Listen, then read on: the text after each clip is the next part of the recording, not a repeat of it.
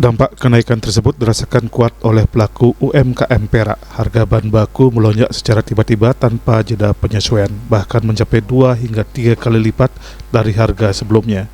Kondisi ini menimbulkan tekanan berat terutama bagi UMKM yang telah mengikat kesepakatan harga dengan konsumen sejak awal. Dalam praktiknya, pelaku usaha masih mampu menyiasati penjualan retail dengan memproduksi perhiasan dan kerajinan edisi terbatas. Pengrajin karena tingginya bahan itu, karena tamu nggak ada yang pesan sekarang gitu, nggak ada yang pesan, dan lokal pun susah sekarang beli karena harganya terlalu lonjak. Itu orang lokal maupun orang bule juga susah dia belanja sekarang karena ininya terlalu naik gitu.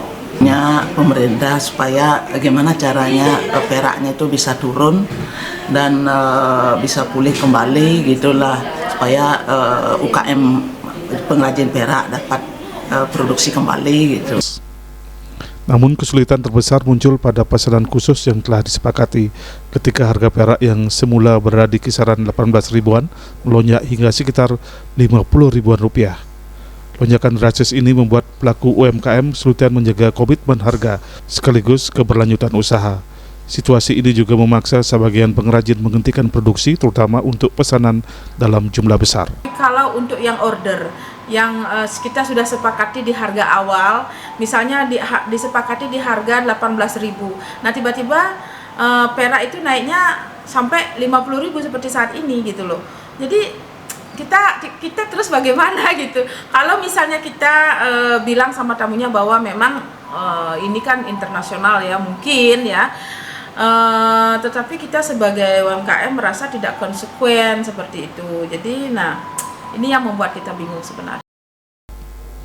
Tanpa intervensi kebijakan, ancaman jeda kerja bagi para pengrajin semakin besar dan berpotensi menimbulkan efek berantai terhadap mata pencarian pekerja.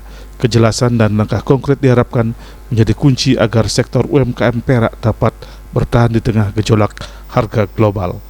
Yana Bali TV.